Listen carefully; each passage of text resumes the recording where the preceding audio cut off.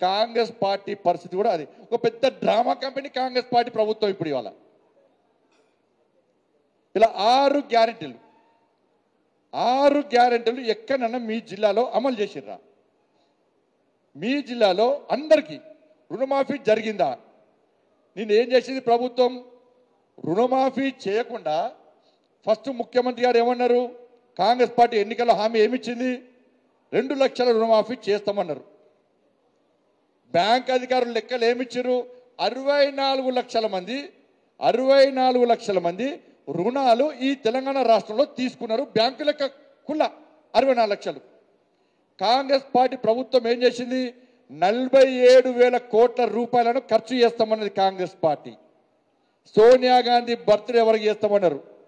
లాస్ట్కు శాసనసభలో 31,000 కోట్ల ఖర్చు పెడతామని చెప్పన్నారు. ఇవాళ ఏమైంది? ఇవాళ ఏమైంది? ఇవాళ సర్వే చేస్తాడు కాంగ్రెస్ పార్టీ. ఏం సర్వే చేస్తుందంటే ఎంతమందికి రుణమాఫీ ద్వారా లబ్ధి పొందినరో సర్వే చేస్తారట. సర్వే దేనికన్నా ఎట్లా సర్వే బయటపడుతుంది? ఇచ్చింది రుణాలు బ్యాంకే, రైతులు కట్టేది బ్యాంకులనే. బ్యాంకు వాళ్ళు మిలిచి లెక్క పెడితే బ్యాంకు వాళ్ళు చెప్తారు ఇంతమందికి రుణమాఫీ ఇచ్చారని లెక్క చెప్తారు, బ్యాంకు వాళ్ళు చెప్తారు. దీనికి మన సర్వే పేరుతో మళ్ళీ కాలయాపన చేస్తారు, డైవర్ట్ చేస్తారు.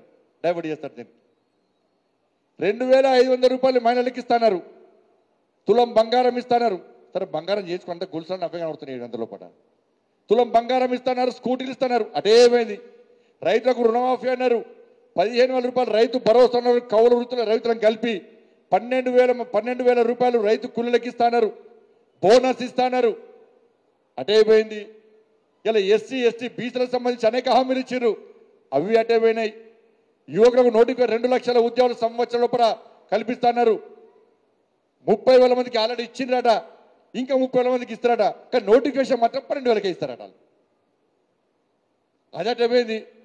కాబట్టి ఈ 6 గ్యారెంటీల మీద ప్రజల దృష్టి మళ్లించడానికే ఇలా కాంగ్రెస్ పార్టీ డ్రామా నడుతుంది. మీరు చూడండి, పోయినసారి ఉద్యోగుల నోటిఫికేషన్కు నిరుద్యోగుల యువత రోడ్డు మీకు ఎక్కితే టక్కన డైవర్ట్ చేసారు దాన్ని.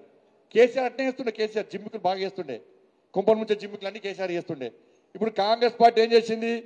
రైతు రుణమాఫీ గురించి ప్రజల లోపల చర్చ జరుగుతుంది కాబట్టి వాళ్ళ హైడ్రామాకు తెరలేపింది కాంగ్రెస్ పార్టీ. హైడ్రాకు భారతీయ జనతా పార్టీ వ్యతిరేకం కాదు.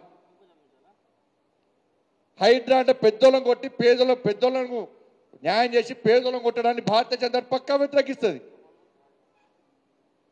ఒక కన్వెన్షన్ కొట్టి ఇతర ఫామ్ హౌస్లను ఇతర పెద్ద పెద్ద కంపెనీలను కాపాడుతా అంటే భారతీయ జనతా పార్టీ ఒప్పుకోదు.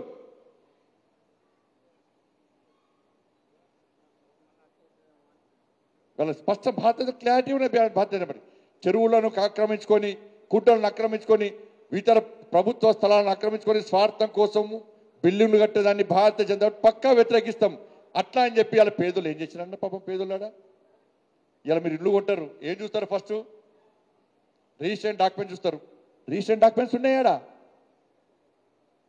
మున్సిపల్ గ్రామ పంచాయతీ పర్మిషన్ ఉందా? ఉంది. పక్కా ఆడ కరెంటు మీటర్ ఉందా? ఉంది. హౌస్ నెంబర్ వచ్చిందా? వచ్చింది. ట్యాప్ కనెక్షన్ వచ్చిందా? వచ్చింది. బ్యాంక్ లోన్ వచ్చిందా? వచ్చింది. పేపర్ నోటిఫికేషన్ ఇచ్చినాం. పేదోడు కొనుక్కున్నాడు. ఇవాళ మన పరిస్థితి ఏంది? ఇవాళ ఓవేస్ అనే మూర్ఖుడు, ఇలా ఓవేస్ అనే వ్యక్తి ఏం చెరువు అన్నది? సల్కం చెరువులో బాజప్తా కట్టిన అంటున్నాడు. కట్టిండు. ఇలా పేద విద్యార్థుల పేరుతోని పొట్టు పైసలు సంపాదిస్తున్నారు ఎంఏ పార్టీడు. అలా సల్కం చెరువు విషయంలో కాంగ్రెస్ పార్టీ ప్రభుత్వం ఒక విధానం, ఇతర విషయాల్లో ఇంకో విధానం. ఇతర యూనివర్సిటీలో మాత్రం కూలగొడతామంటారు. కూలగొట్టాల్సిందే. దాని భారతీయ జనతా పార్టీ వ్యతిరేకం కాదు, కూలగొట్టాల్సిందే. కానీ ఓవైసీ అనే వ్యక్తి నా కాలేజీ మీద చేయేస్తే ఇవ్వని వదిలిపెట్టమంటే ఈ పిరికి పంద ప్రభుత్వం చేతులు ముడుచుకొని ఇట్లా కూర్చున్నది ప్రభుత్వం. నోటీస్ ఇస్తారట. నోటీస్ నెక్స్ట్ అకాడమిక్ ఇయర్లో ఆలోచిస్తారట.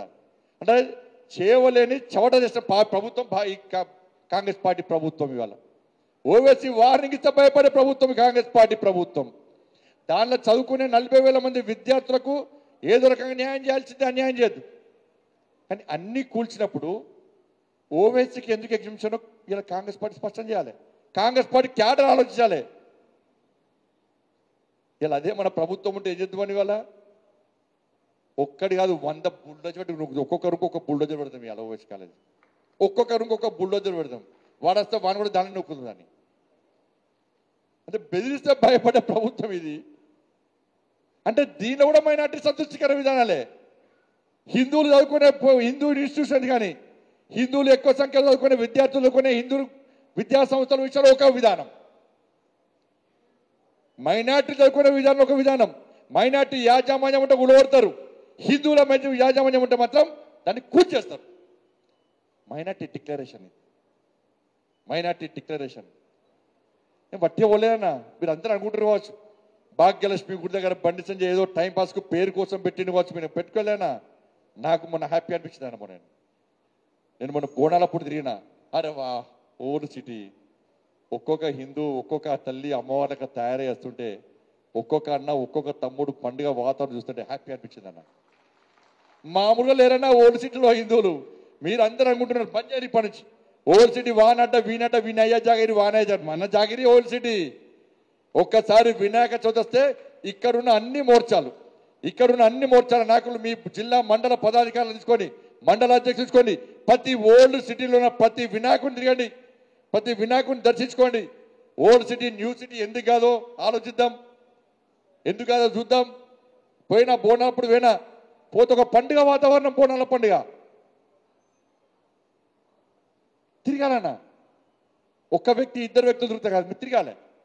అక్కడ హిందూ సమాజం ధైర్యంతో బతుకుతుంది. వాళ్ళ ఎవరిదో ప్రాపర్టీ సమ్ముకొని ఇతర స్థలాలకు ఇతర ప్రజలు వేరో వాళ్ళందరూ తిరిగి వస్తున్నారు. ఇవాళ ఓల్డ్ సిటీకి తిరిగి వస్తున్నారంటే దానికి కారణం భారతీయ జనతా పార్టీ కార్యకర్తలే. భారతీయ జనతా పార్టీ ఇచ్చిన భరోసా, ధైర్యం అనే విషయాన్ని ఒక్కసారి గుర్తుంచుకోండి. కానీ కాంగ్రెస్ పార్టీ బీఆర్ఎస్ పార్టీకి ఏం తేడా లేదు. ఇచ్చిన హామీలు వాళ్ళు నెరవేర్చలే, ఇచ్చిన హామీలు వీళ్ళు నెరవేర్చలేరు. బీఆర్ఎస్ పార్టీ ఇక మళ్ళీ వచ్చే పరిస్థితి లేదు. ఇష్టపడతామన్న బీఆర్ఎస్ పార్టీని మీరు ఇష్టపడతారు కావచ్చు, మీరు మర్చిపోయారు కావచ్చు. కానీ నేను మర్చిపోరాను, రాష్ట్ర అధ్యక్షుడు కాబట్టి మర్చిపోరాను. అరే గుర్రంపూర్లో నా కార్యకర్తలను ఎస్టీ సమాజం కోసం, ఎస్టీ సమాజం జరిగిన అన్యాయం గురించి కొట్లాడుతుంటే గుర్రంపూర్లో నా భారతీయ జనతా పార్టీ కార్యకర్తలను నా కళ్ళ ముందు నేను చూస్తుండగా పోలీసులు లాఠీ చార్జ్ చేసి కాళ్ళు చేతులు విరగొట్టిన సంఘటనను నేను ఎప్పుడు మర్చిపోను. భారతీయ జనతా పార్టీ ఎప్పుడు మర్చిపోయిన బీఆర్ఎస్ పార్టీని వదిలిపెట్టే పరిస్థితి. మంగ్యానాయక్ అన్న 40 ఏళ్ళ మంగ్యానాయక్ వచ్చిన మంగ్యానాయక్ అగు ఎన్ని రోజులు జైలుకి పోయినావు? 40 రోజులు. 40 రోజులు జైలుకి పోయినా. 40 డేస్ దసరా లేదు, దీపావళి వేయలేదు వరకు 40 డేస్ జైలుకి పోయారు. ఇష్టపెడదామా అన్న బీఆర్ఎస్ పార్టీని? ఎట్లా ఇష్టపెడతామన్నా బీఆర్ఎస్ పార్టీని?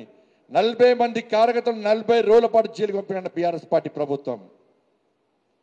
ఇలా కొనుగోలు కేంద్రాలకు పోతే నా కళ్ళ ముందే రాళ్ళు పొలాలకెళ్ళి చీకటో దొంగతనంగా రాళ్ళు వేస్తే అనేక మంది రైతుల తలలు ఒలిగినాయి, అనేక మంది కార్యకర్తల కాళ్ళు చేతులు తలువలు ఒలిగిన ఒక్కరోజే 18 వాహనాలు ధ్వంసం చేశారు.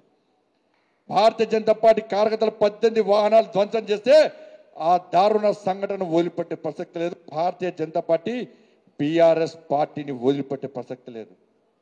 అరే పాదయాత్ర చేస్తుంటే ఏ యాత్రకు ఎప్పుడు అడ్డుకుంటారో, ఎప్పుడు ఏ యాత్ర మీద దాడి చేస్తారో అని చెప్పి ఇలా కొట్లాడి ముందుకు పోయేటువంటి పార్టీ భారతీయ జనతా పార్టీ. అటువంటి సందర్భంలో అనేక సందర్భాలు భారతీయ జనతా పార్టీ యాత్ర మీద పోలీసులు బీఆర్ఎస్ పార్టీ కార్యకర్తలు కలిసి దాడులు చేసినటువంటి సంఘటన భారతీయ జనతా పార్టీ ఎప్పుడు మర్చిపోదన్నా. అరే కేసీఆర్ కుటుంబం ఒక ఊరికి పోతే భారతీయ జనతా పార్టీ కార్యకర్తలు నాయకులు గృహ నిర్బంధాన్ని పెట్టి అక్రమంగా కేసులు పెట్టి జైలు పంపి రౌడీ షీట్లు ఓపెన్ చేసి కమ్యూనల్ షీట్లు ఓపెన్ చేసి భారతీయ జనతా పార్టీ కార్యకర్తలు ఇబ్బంది పెట్టిన తీరు ఇలా భారతీయ జనతా పార్టీ ఎప్పుడు మర్చిపోదన్నా. ఇక్కడ చెప్పురానా నా మీద కేసులు ఉన్నాయి అన్న వాళ్ళు చేతెత్తురానా? నా మీద కేసులు ఉన్నాయి అన్న వాళ్ళు చేతెత్తురానా? దాదాపు 50% కంటే ఎక్కువ కేసులు ఉన్నాయి. ఇష్టపడతాం మన కేసులు పెట్టిండు కేసీఆర్ కొడుకు పెట్టిండు కేసులు. ఇష్టపడతాం అన్న బీఆర్ఎస్ పార్టీని. సిగ్గు లేకుండా ఇలా కాంగ్రెస్ పార్టీ బీఆర్ఎస్ కలిసి డ్రామాలు ఆడుతున్నారు. బీఆర్ఎస్ పార్టీ బీజేపీ ఒకటని కాంగ్రెస్ వాడు అంటాడు, కాంగ్రెస్ బీజేపీ ఒకటని బీఆర్ఎస్ పార్టీ వాడు అంటాడు. కానీ ఇద్దరికి టార్గెట్ ఎవరు? ఇద్దరు టార్గెట్ ఎవరు? బీజేపీ. ఎందుకు బీజేపీ అన్న మీరు ఏమని అనుకోండి అన్నయ్య, ఇంతకుముందు ఇది జరిగింది, ఇది జరుగుతుందా, ఇది జరుగుతుందా, ఇది సాధ్యమా అని చెప్పి మైండ్లోకి వెళ్ళి తీసేయండి. 2028లో ఈ తెలంగాణ రాష్ట్రంలో ఏర్పడేది భారతీయ జనతా పార్టీ. ఈ తెలంగాణ రాష్ట్రంలో వచ్చేది రామరాజ్యం. 100% రాసిపెట్టుకోండి. ఇది నా మాట కాదు, ఇలా ప్రజల్లో జరుగుతున్న చర్చ. మీరు ఏ అన్నంగా చేయండి, అబ్బా పొరపాటు చేస్తాం మేము కాంగ్రెస్ పార్టీ ఓటేసి, కానీ ఈసారి మాత్రం భారతీయ జనతా పార్టీ. అందుకే ఎంపీలు గెలిచామన్నా మనం, అందుకే 8 మంది ఎంపీలు మనం గెలిచినాం. ప్రజలు అసెంబ్లీ ఎన్నికల్లో పొరపాటు చేస్తాం మేము, ఏదో చిన్న పొరపాట్లను చూసి మేము భారతీయ జనతా పార్టీకి వేయాల్సిన ఓటు ఇలా కాంగ్రెస్ పార్టీకి వేసాం కాబట్టి పొరపాటు చేస్తాం. అతి తక్కువ సమయంలో ప్రజా వ్యతిరేకత చూరవున్న party Congress party. Congress party మీద ప్రజల పూర్తి వ్యతిరేకత ఉంది. కాంగ్రెస్ పార్టీ మీద చీదలుచుకుంటారు. కాంగ్రెస్ పార్టీ మీద ఇక కేసీఆర్ నమ్మేస్తున్న ప్రజలు లేరు కాబట్టి ఇవాళ ప్రత్యామ్నాయం ఏమేది మళ్ళీ ప్రజలు కూడా చర్చ జరుగుతుంది. ఏంది అయిపోయిందన్న, ఇక ఎప్పుడు ఎన్నికలు జరిగినా భారతీయ జనతా పార్టీ ఈసారి పక్కా పవర్లోకి వస్తుంది అని చెప్పి ఒక ఆలోచన భారతీయ జనతా పార్టీ విశ్వాసం ఇలా ప్రజల లోపల ఏర్పడ్డదంటే మీరందరూ కష్టపడి పనిచేస్తున్న తీరు వల్ల, మీరు ఇష్టపడి పనిచేస్తున్న తీరు వల్ల, మీరు చేస్తున్న పోరాటం వల్ల ఇలా భారతీయ జనతా పార్టీ మీద ప్రజలకు విశ్వాసం ఏర్పడింది, నమ్మకం ఏర్పడ్డది. అందుకే ఎట్టి పరిస్థితుల్లో 2028లో జరిగే ఎన్నికల్లో ఎప్పుడు ఎన్నికలు జరిగినా కూడా భారతీయ జనతా పార్టీ ఈ తెలంగాణ రాష్ట్రంలో పక్కా అధికారం వస్తుంది, వచ్చి తీరుతుంది కూడా. విషయానికి వస్తే రామరాజ్యం వస్తుంది, మోడీ రాజ్యం వస్తుంది తెలంగాణ రాష్ట్రంలో. బట్ ఆ రాజ్యం రావాలంటే ప్రజలు ఓటేయడానికి సిద్ధంగా ఉన్నారు. కానీ భారతీయ జనతా పార్టీ కార్యకర్తలుగా మనం సిద్ధంగా ఉన్నామా లేదా మన గుండె మీద చేసుకొని ఆలోచించాలన్న. నేను ఎందుకు మెంబర్షిప్ ఇవ్వాలి? మన అసెంబ్లీ ఎన్నికల్లో పోటీ పనిచేసిన, పార్లమెంట్ ఎన్నికల్లో పనిచేసిన పార్టీ నాకు ఏమిచ్చింది? నాకు నామినేటెడ్ పోస్ట్ ఇచ్చిందా? నాకు శాలరీ ఇస్తుందా? నాకు పైరోల్ చేసి పెట్టిందా? నాకు ఉద్యోగం ఇప్పించిందా? మా అన్నకు ఉద్యోగం ఇప్పించిందా? ఈ స్వార్థం కోసం పనిచేసేవాడు భారతీయ జనతా పార్టీ కార్యకర్త కాదన్నా. నేను మళ్ళీ చెప్తున్నా, జితేందర్ రెడ్డి ఎమ్మెల్యే ఎంపీ కావాలని త్యాగం చేయలే, జగన్మోహన్ రెడ్డి ఎమ్మెల్యే కావాలి, కౌన్సిలర్ కావాలి, వాళ్ళ అన్న ట్రాన్స్ఫర్ కావాలి, నామినేటెడ్ పోస్ట్ కావాలని చెప్పి జగన్మోహన్ రెడ్డి త్యాగం చేయలే, మధుసూదన్ కూడా త్యాగం చేయలే, జయానంద్ త్యాగం చేయలే. దానికోసం వాళ్ళకి ఏ స్వార్థం లేదు.